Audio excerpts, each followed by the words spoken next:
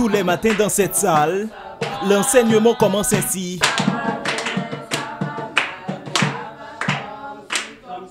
Ces enfants autistes sévères sont accompagnés par ce psychologue, secondé par 2 monitrices.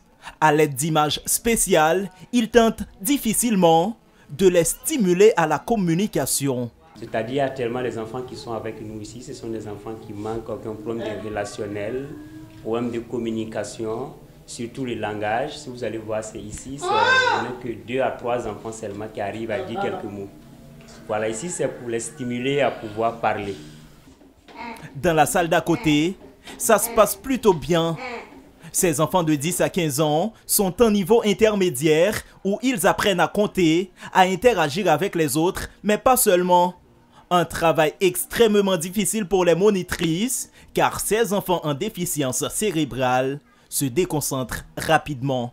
Donc il y a d'autres, ils ont commencé à communiquer, d'autres aussi n'arrivent pas à communiquer. Donc en fonction de ça, on regarde et puis on divise les activités, et puis on les mène. Souvent on fait en groupe, ensemble.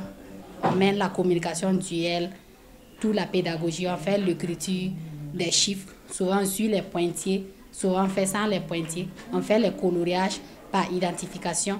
Souvent on ne fait pas par identification, on fait simple pour pouvoir voir ceux qui débordent. D'autres, ils ont la notion de limite, d'autres, sinon, ils n'ont pas la notion de limite. Créé en 2011, l'unique centre de prise en charge pour enfants autistes au Burkina Faso est l'initiative de l'association burkinabé d'accompagnement psychologique et d'aide à l'enfant.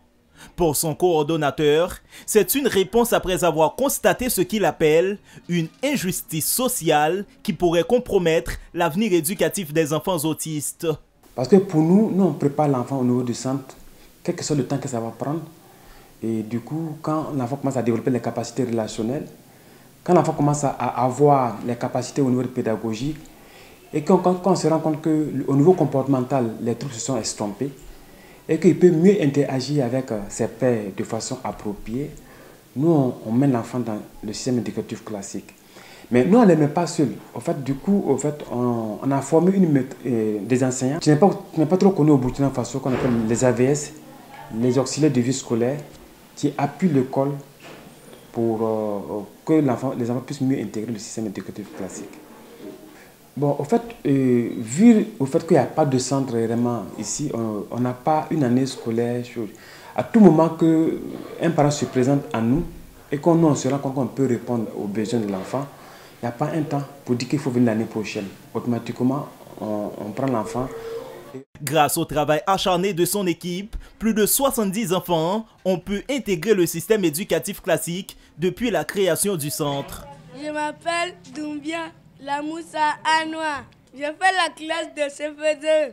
C'est un ouf de soulagement pour de nombreux parents, comme le père de cette fille trisomique et qui n'était pas autonome au niveau psychomoteur. Même s'il débourse chaque année 300 000 francs pour sa fille, après 7 ans passés au centre, il est satisfait de sa progression. Papa.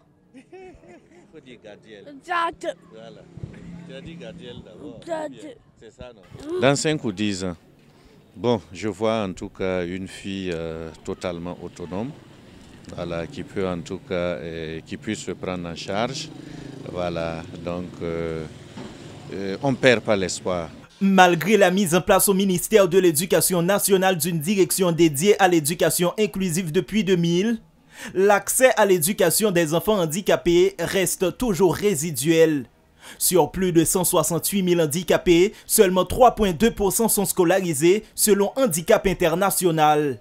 Conscient de la volonté des autorités à rendre effective l'éducation inclusive, le coordonnateur de la Coalition pour l'éducation pour tous, une organisation de la société civile participant activement à l'élaboration des politiques éducatives, évoque un problème de budget, mais pas seulement. Donc, il y a l'ambition à travers les documents de politique, à travers les stratégies, mais dans la réalité, en termes de planification budgétaire, donc ce n'est pas le cas.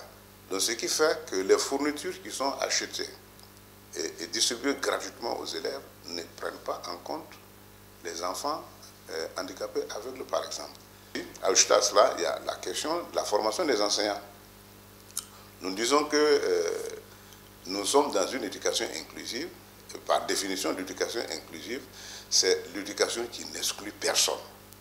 Alors, un enseignant qui reçoit un enfant handicapé visuel ou bien un sourd-muet ou bien un handicapé mental ou bien moteur, donc il faut quand même une formation vraiment spécialisée, spécifique.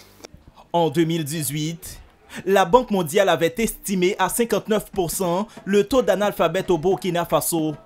En 2019, l'État burkinabé arrive à scolariser près de 90% d'enfants au primaire, mais avec le phénomène du terrorisme, l'avenir éducatif de plus de 300 000 est sur le point d'être compromis, notamment ceux en situation de handicap.